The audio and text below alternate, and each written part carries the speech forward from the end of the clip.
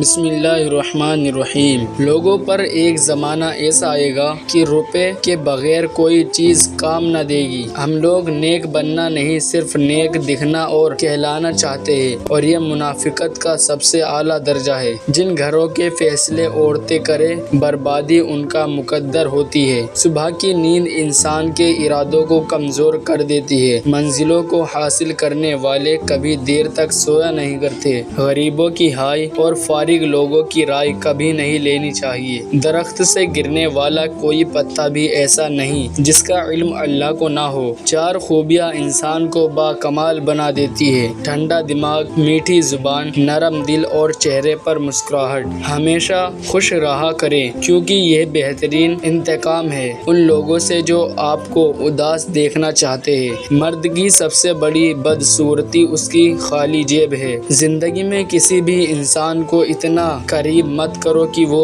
آپ کو معمولی سمجھنے لگے۔ جس کو علم ہو جائے کہ اللہ بڑے غور سے سنتا ہے تو پھر وہ اپنی کہانی کسی اور کو نہیں سناتا۔ اللہ جب انتظار کے ذریعے آزماتا ہے تو شیطان دعا نہ قبول ہونے کے وسوسے تمہارے دلوں میں ڈالتا ہے۔ الحمدللہ کہنے کی عادت ڈالے۔ اللہ شکر گزاروں کو بہت پسند کرتا ہے۔ اخلاق کبھی نہیں ہارتا اور تکبر کبھی نہیں جیت پاتا۔ اللہ پاک ایسا وقت بہت جلد لائے گا کہ جب تم اپنی آنکھوں سے اپنے لیے معجزے ہوتے دیکھو گے۔ کسی کے دل میں محبت پیدا کر کے اسے چھوڑ دینا اسے قتل کرنے کے برابر ہے۔ جس کو تم سے سچی محبت ہوگی وہ تم کو فضول اور ناجائز کاموں سے روکے گا۔ پانی حد سے بڑھ جائے تو طوفان بن جاتا ہے، انسان حد سے بڑھ جائے تو شیطان بن جاتا ہے۔ کسی دوسرے کے گرنے پر خوشی مت کیا کرو، کیا معلوم کہ کل کو تمہارے ساتھ کیا ہوگا۔ جو شخص نیک سلوک کرنے سے درست نہ ہو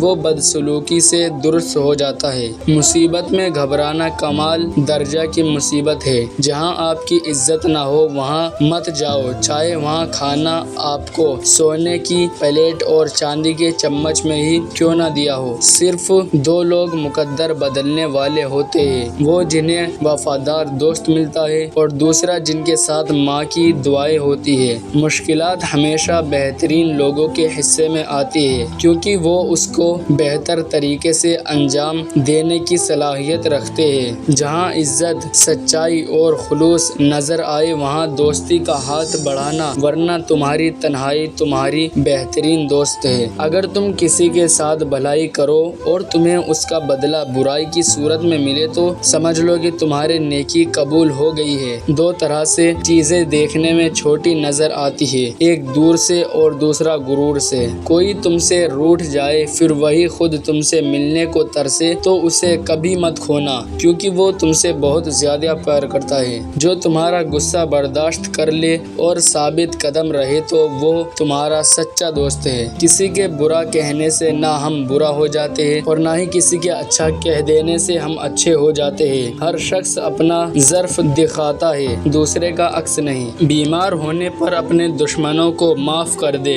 تاکہ آپ صحت یاب ہو جائے۔ اگر عیاشی کو ابتدا میں نہ روکا جائے تو وہ آہستہ آہستہ ضرورت بن جاتی ہے۔ بن بلائے مہمانوں کا خیر مقدم اس وقت ہوتا ہے جب وہ جا چکے ہوتے ہیں۔ وکیل ایک ایسا تعلیم یافتہ انسان ہوتا ہے جو آپ کی جائیداد آپ کے دشمنوں سے بچا کر خود رکھ لیتا ہے۔ اگر لوگوں کو ایک دوسرے پر اعتبار نہ ہو تو ہر ایک صرف اپنی آمدنی پر گزر کر رہا ہوتا۔ تیز زبانی ایک ایسا آلہ ہے جو استعمال سے گھس کر اور بھی تیز ہو جاتا ہے۔ برے ارادے سے بھی اگر جھوٹ بولا جائے تو وہ ہر قسم کی جھوٹ پر شفقت لے جاتا ہے۔ فراموش کرنے والے خوش قسمت ہوتے ہیں کیونکہ وہ اپنی غلطیوں پر قابو پا لیتے ہیں۔ اگر قانون کی زبان ہوتی تو سب سے پہلے قانون دارو کی شکایت کرتا۔ مصیبت اس حالت کا نام ہے جس میں انسان اپنے مدحوں سے نجات پا کر خود کو پہچانتا ہے۔ سب سے بڑا خطرہ اس وقت ہوتا ہے جب